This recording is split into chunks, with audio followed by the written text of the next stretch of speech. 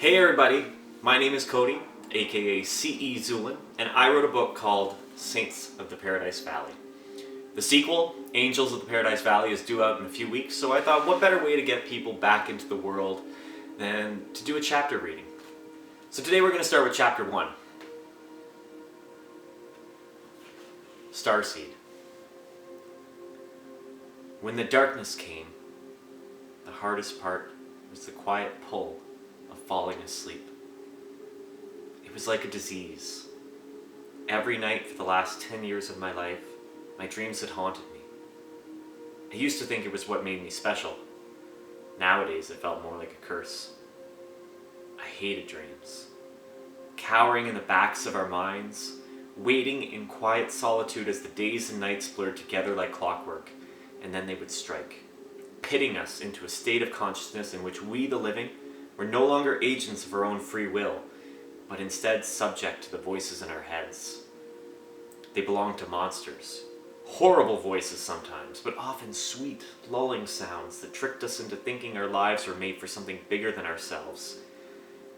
And we give in to the relief, believing in humanity's wondrous genetic state of entitlement long enough to assume that when a mind went to sleep, it would always wake. We thought we could live forever. And the tragedy of the situation was that we would all continue to fall asleep until we found out the hard way that we either did or we didn't. I used to think death was like that. A game we played just to pass the time before our inevitable drift into nothingness. Sinking, swimming, simply an elaborate dream. The only drawback was the sad knowledge that none of it was real, but that all depended on one's definition of reality, I suppose. My name was Starseed, and death followed me nightly. Avery! I hit the ground running. My cracked voice echoed through the cavern, breaking in the distance. The path was dimmed ahead of me. There were lanterns affixed to the walls, but the darkness seemed to swallow them whole. There was a man chasing me. I had never seen his face. All I knew was that he wore a dark cloak, and his footsteps tread with a heavy clop. The road was stony, and the tunnel made it hard to see. I could barely focus 3 feet in front of my face, yet somehow the path was clear before me, while the rest of everything was hazy and confusing. It was familiar, but not how I remembered it. There was no sense or purpose in the haze. It just stretched on for miles with the darkness. Avery, where are you? The stones cut out across my feet, but I continued forward, making the mistake of looking into the walls of fog narrowing inward. In them, I saw the blank faces of everyone I'd ever known. They too were lost in the dark, but there was no use helping them. They were already gone. I walked past, but stopped at a woman's face. She was beautiful. For a moment, I stared helplessly into her eyes, wishing I could save her, until the heavy footsteps started back up behind me. It was hard to leave, but I knew that she and I would one day see each other again. It was impulse that kept me going. Impulse and curiosity. I knew I couldn't slow down. There had to be a meaning to this abhorrent place. I just needed to find it. I needed to know why I was here, and who the man was. But most importantly, how I could escape. The first few times I came here, it was hopeless.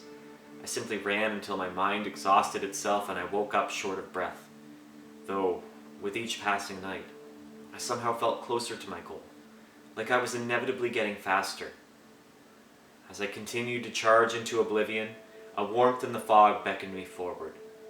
So I stepped slowly until I could finally make out a light through the darkness. It was no bigger than the smallest fingernail on my outstretched hand, but there it was, calling to me, challenging me to grasp it. I brought myself out of the haze and stumbled when I reached the edge of the chasm. It stretched for miles.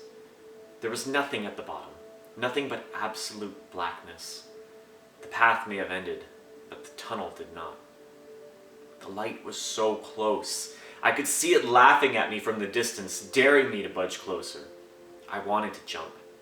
I wanted to fly, but with no wings on my back, it was hopeless. One poor idea after another raced through my mind as the footsteps drew closer. Then the ceiling began to crumble. My feet wrestled with the ground, catching dirt between my toes. It was a sturdy cliff. The thought of a running start crossed my mind until the fear of falling set back in. Leaps of faith were for romantics and revolutionaries, not little girls.